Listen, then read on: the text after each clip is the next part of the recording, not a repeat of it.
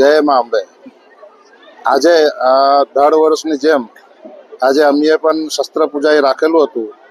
એમાં આજે સૌ ગામના આગેવાન, અમારા એમપી રાજેશ ચુડાસમા, જિલ્લા પ્રમુખ, માજી જિલ્લા પ્રમુખ સૌ સાથે આખી બોડી લઈને આવ્યા હતા। અને દર વર્ષની જેમ આ વખતે પણ અમે પ્રાચીન ગરબી રમાડીએ અને એનાથી પહેલાં અમે રાષ્ટ્રગાન શરૂ કરીએ, પછી ગરબાની શરૂઆત કરીએ। કિશોરભાઈ, ખેલૈયાઓની માંગને કારણે પ્રાચીન ગરબી બાદ અર્વાચીન ગરબી, રાસ ગરબા હરીફાઈ પણ રાખે છે અને દરરોજ ખેલૈયાઓને ઇનામ અને મેગા ફાઇટ। અમે હર વર્ષની જેમ આજે પણ આ વર્ષે પણ રોજે રોજ બધી ખેલૈયાને ઇનામ અને પ્રોત્સાહન કરીએ અને ફાઇનલમાં પણ આપશું। અત્યારે પણ દર વખતે ગમે રમવા આવે એને અમે પ્રોત્સાહન કરીએ છીએ, ઇનામ આપીએ છીએ શક્ય હોય।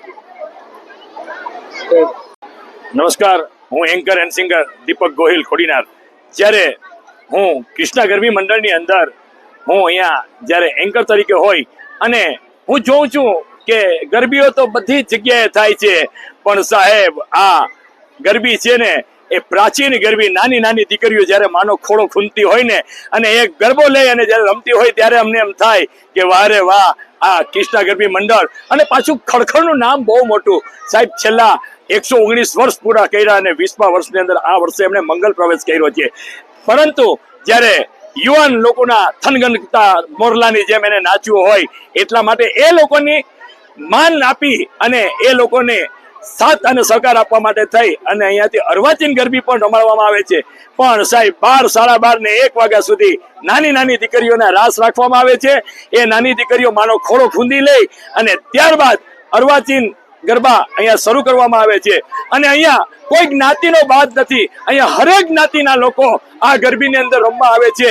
કોઈ પણ જ્ઞાતિના દીકરા દીકરીઓ હોય એને એમ લાગે કે મારું પોતીકું હોય ને એવું માની અને અહીંયા રમવા આવે છે। અહીંયા ગરબીમાં કોઈ જાતનો ચાર્જ લેવામાં નથી આવતો અને જે કંઈ પણ ખર્ચ કરે છે એ અમારા પટેલ જીતુભાઈ કુહાડા, કિશોરભાઈ કુહાડા બંને ભાઈઓ આ ગરબીને ખૂબ સરસ રીતે ચલાવે છે। અને ખાસ કરીને અહીંયા ગઈકાલે ગીર સોમનાથના પીઆઈ સાહેબ આવેલા, ગોસ્વામી સાહેબ, તેમજ અહીંયા કોઈ પણ અઘટિત ઘટના નથી ઘટતી અને મારી માતાઓ બહેનોની જો સુરક્ષા સંપૂર્ણપણે હોય તો અમારા કૃષ્ણા ગરબીની અંદર કોઈ પણ માતા બેન રાત્રે 3 વાગે પણ જાય અને એમની પાછળ વાહન ના હોય તો જીતુભાઈ કે કિશોરભાઈ પોતાની ગાડી મોકલીને એ લોકોને પહોંચાડે છે। એવું મેં મારી નરી આંખે જોયું છે। એન્કર દીપક ગોહિલ, જય સોમનાથ। જય માતાજી। મારું નામ જીતુભાઈ મોહનભાઈ કુવાડા છે। હું વેરાવળ સમજતા ખાડા પટેલ છું અને વેરાવળ પાટણ સનાતન હિન્દુ સેવા સમાજનો પ્રમુખ છું। આજે વર્ષોની પરંપરાથી જે વેરાવળ અને આજુબાજુના ગામડાઓમાં ગરબી થાય છે તે જ પ્રમાણે આ કૃષ્ણા ગરબી મંડળ છે એને 119 વર્ષ થયા અને 120મા વર્ષમાં પ્રવેશ થયો છે।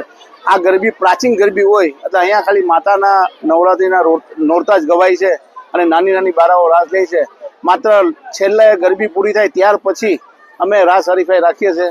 પણ અહીંયા આ પ્રાચીન ગરબી હોય એટલે એની ગરિમા જાળવી અમે અને માતાજીના ગરબા જ ગવાય છે।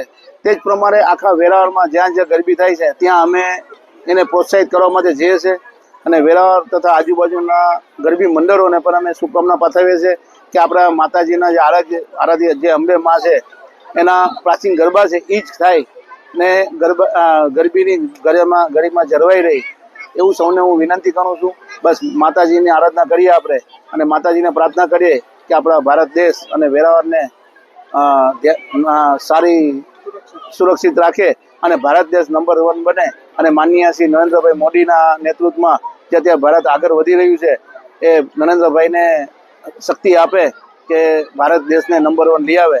જય સોમનાથ, જય માતાજી।